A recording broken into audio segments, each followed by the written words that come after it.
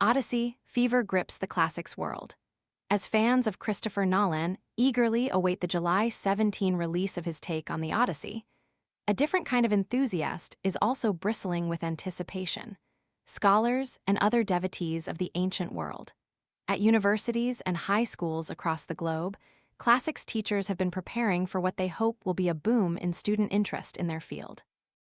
Meanwhile, museums have been hosting Odyssey-themed events, while academic-led book clubs focusing on the classic Greek tale have reached capacity.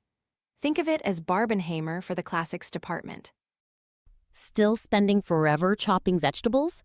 The Fullstar Pro vegetable chopper dices onions, potatoes, and more into its container in seconds, helping make meal prep faster and tidier. Want to check today's Amazon deal? Scan the QR code now or visit grabdeal.us/2 before it's gone. I knew it was going to be big if Christopher Nolan was directing it, and anytime we can get people talking about the things that we're studying in class, it's exciting for me as an educator, said Jenny Luongo, a Latin teacher at St. Andrew's Episcopal School in Austin, Texas, who also serves as president of the American Classical League.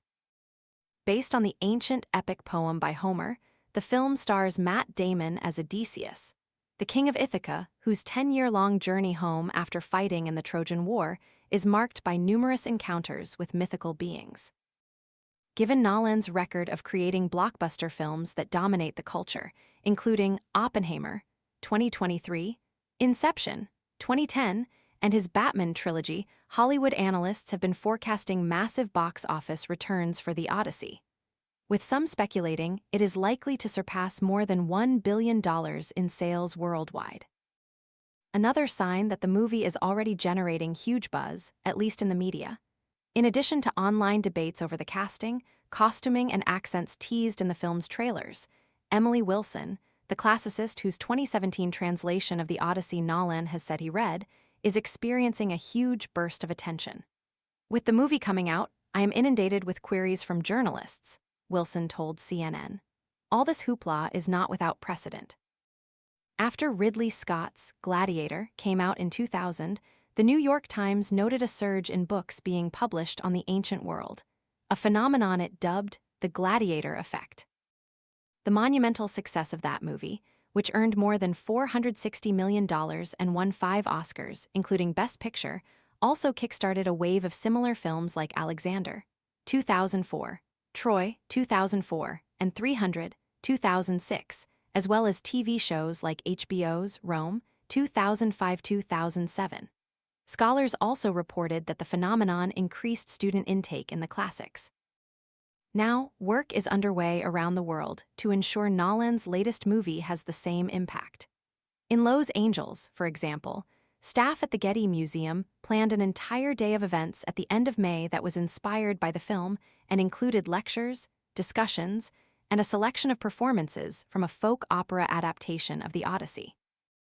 In Australia, one prominent book retailer has convened a month of in-person and online lectures themed around the text, which is set to culminate in a screening of Nolan's film at a Melbourne cinema. And in the UK, regional branches of the Classical Association have been focusing on Homer in their book clubs, with plans also being considered for a film screening for members.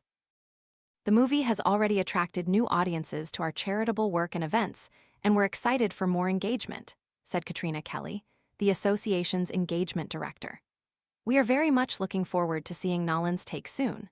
Between January and May, staff at the UC Berkeley Arts and Humanities also used the upcoming release of Nolan's film to advertise an epic book club for the world's most epic tale that featured 7 online meetings. Organizers had been expecting a cozy little affair, but were astonished when more than 1,300 people from around the world signed up to participate.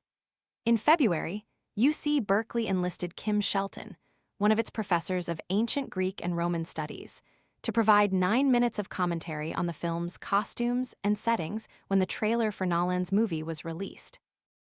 And in April, more than 55 students and staff held a Homer-thon on campus to read the entirety of the Odyssey over a 12-hour period.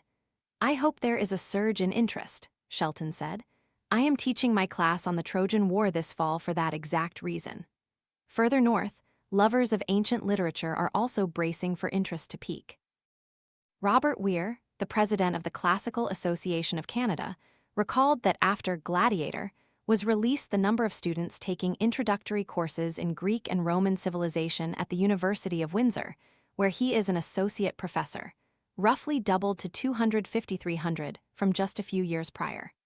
With Nolan's new film coming out, there may well be an uptick, Weir said. Weir's colleague at the university's Greek and Roman Studies program, Max Nelson, said while there was no doubt that Gladiator had brought renewed interest to the classics among students, Scott's 2024 sequel did not cause any resurgence of interest that he could sense. Still, he noted that The Odyssey had already been the subject of much online debate, signaling strong passion among devotees of ancient culture. My prediction is that the movie will not bring a large number of new students to our courses, but it will raise many questions among the curious, Nelson said. He plans to include Nolan's movie in upcoming iterations of his course, The Ancient World on Screen. It will be a useful reference point for in-class discussions of various issues dealing with interpretation and reception of ancient epic poetry, Nelson said.